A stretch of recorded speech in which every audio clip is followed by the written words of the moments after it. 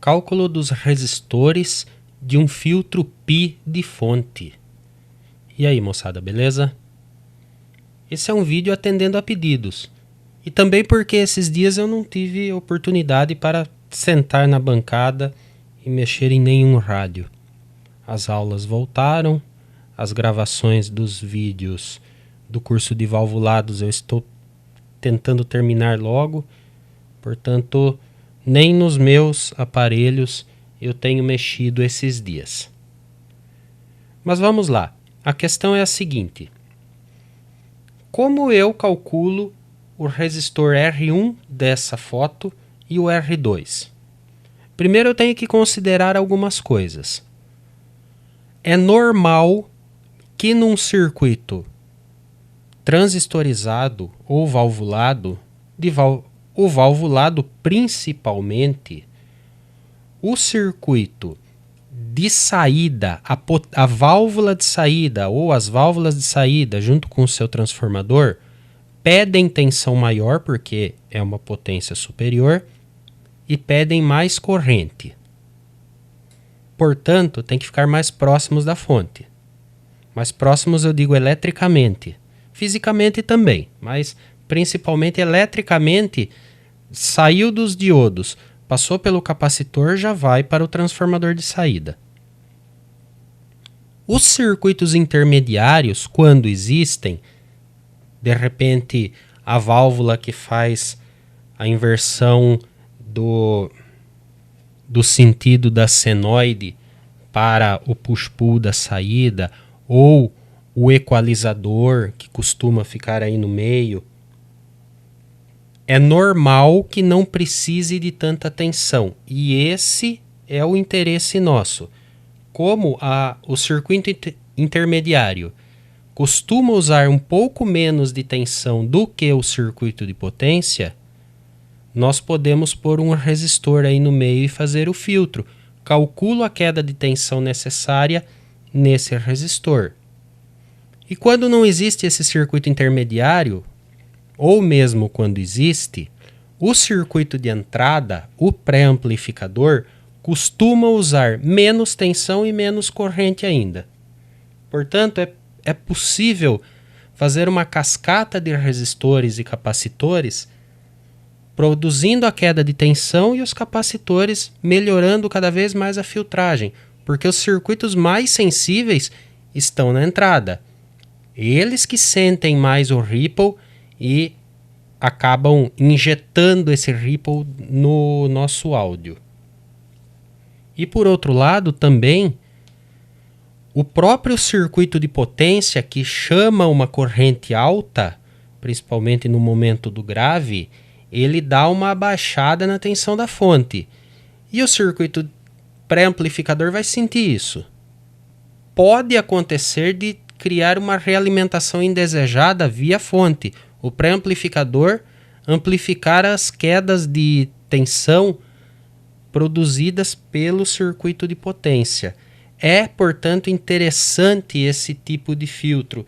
E ele vem ao nosso interesse ainda de derrubar a tensão, levar aos níveis mais interessantes para se usar, os mais corretos para cada etapa do circuito.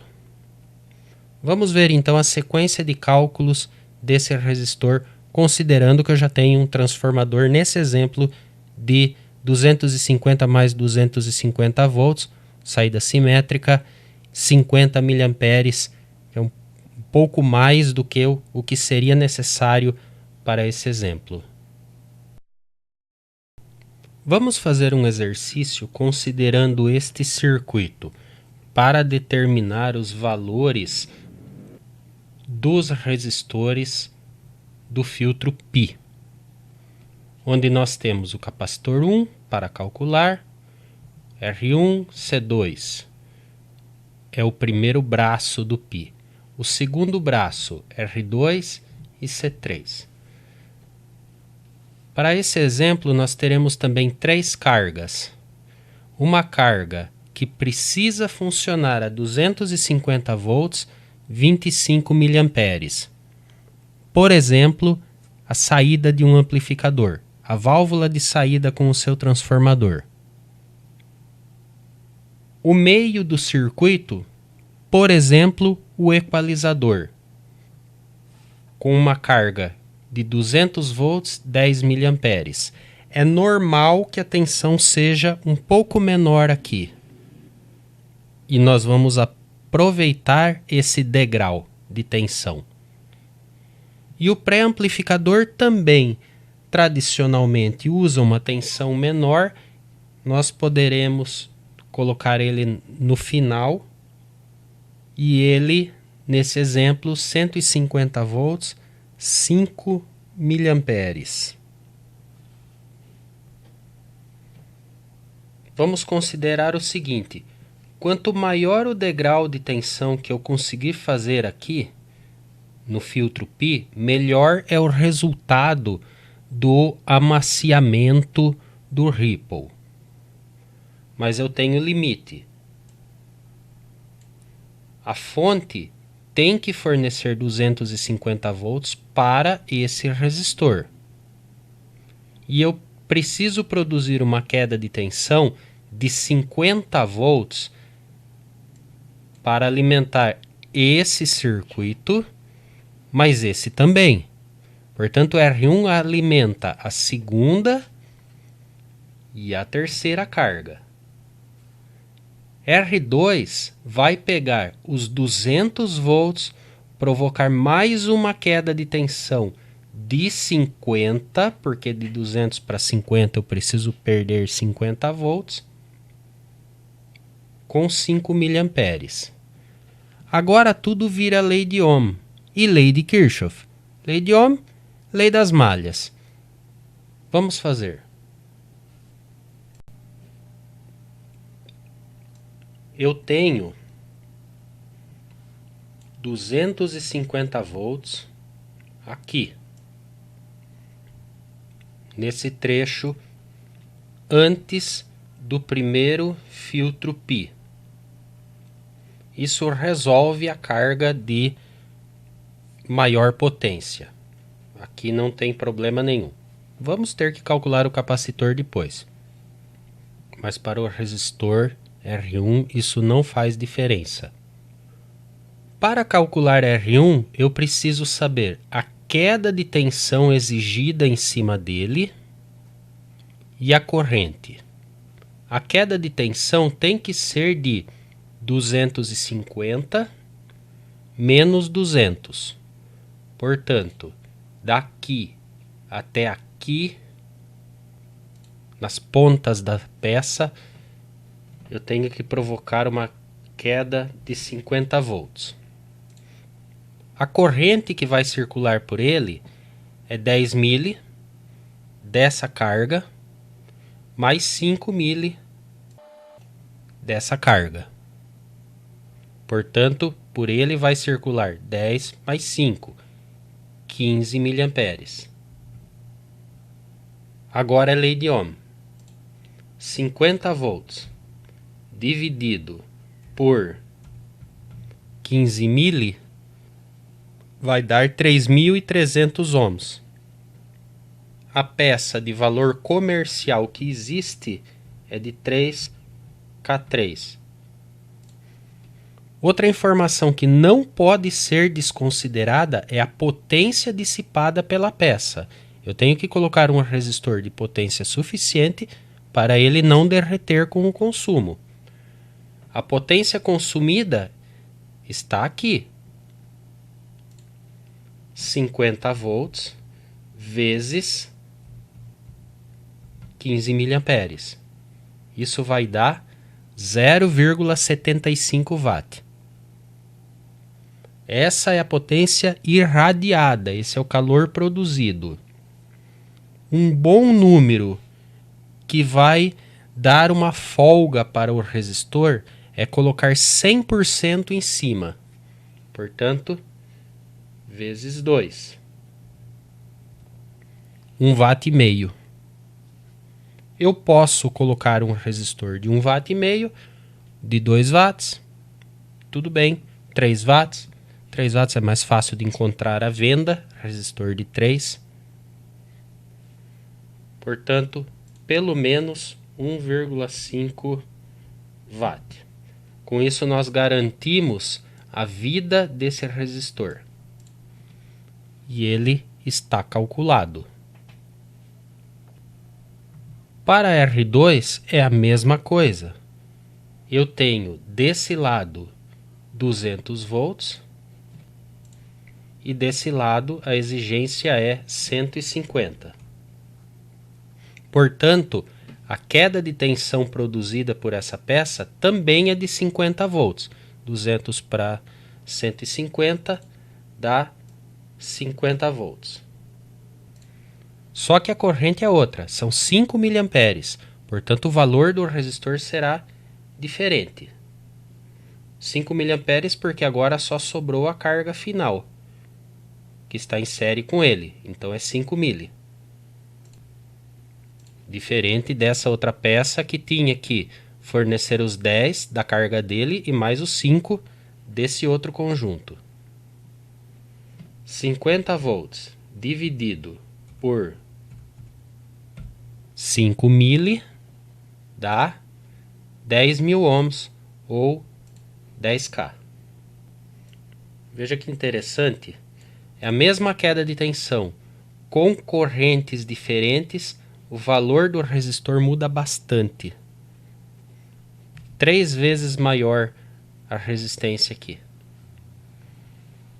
E novamente a potência, 50 volts vezes 5 mA, nós teremos dissipado 250 miliwatts, ou 1/4 de watt, vezes 2, dá meio watt. Portanto, um resistor de meio watt aqui é certeza de sucesso. E assim, calculamos os dois resistores, aproveitando as características naturais de queda de tensão que circuitos de entrada têm em relação, circuitos de entrada aqui, em relação a circuitos de saída. Agora, para o cálculo dos capacitores, podemos muito bem usar aquela regra genérica de 1000 microfarad por ampere. Funciona muito bem, com sobra. E capacitor de fonte, um exagero não faz mal, vai ficar maior apenas. Começando pelo capacitor 3, nós temos apenas 5 mA. Então, se cada 1 ampere é igual a 1000 mA, então 5 mA dá 5 microfarad. Esse capacitor C3, portanto, eu poderia usar o capacitor de 4,7 micro, mas não custa nada colocar um de 10 micro, que vai resolver com sobra, e a tensão dele eu sempre coloco 50% a mais. Portanto, 150 volts vezes 1,5 dá 225. Então, um capacitor de 250 volts de isolação é garantido, vai funcionar, não tem nenhum problema. O capacitor 2 para a carga de 10 mA. E a de 5? O capacitor 3 já resolveu. Portanto, aqui já está resolvido. Já não tenho problema por aqui. O capacitor 2 tem que resolver esse problema. 10 mA. Na mesma regra, se é 1000 micro para cada 1000 mA, 10 mA dá 10 micro. Eu posso colocar um capacitor de 10 microfarad, tranquilo, ou 12 micro para colocar um pouco mais. Quer exagerar? Coloca 22 microfarad, vai funcionar também. Você não vai perceber grande diferença entre 10 micro e 22 micro, porque o valor já está bastante gordo, digamos. Vamos colocar 22 microfarad mesmo. Com a tensão de 200 volts vezes 1,5, nós teremos 300 volts de isolação para um número seguro. Para qualquer exagero, qualquer surto na rede elétrica, esse capacitor sobrevive. E o capacitor C1 está sujeito a 250 volts e 25 miliamperes. Novamente, 1000 micro, 1000 miliamperes, 25 micro, 25 miliamperes. 25 microfarad resolve. 22 micros seria o valor mais próximo, só que está um pouco abaixo. Eu colocaria 33 microfarad. Com a tensão de 250 vezes 1,5 dá 375. 400 ou 450 volts é até mais fácil de encontrar. E está aí um pequeno exercício matemático aplicando leis de Ohm e de Kirchhoff, resolvendo um pequeno problema de escolha do resistor correto para um filtro de fonte. Bastante interessante. Eu gosto desse tipo de exercício. Se você também gostou, clica no joinha, se inscreva no canal, clica no sininho para ativar as notificações de vídeos novos. Um grande abraço, meu muito obrigado aos apoiadores e até a próxima.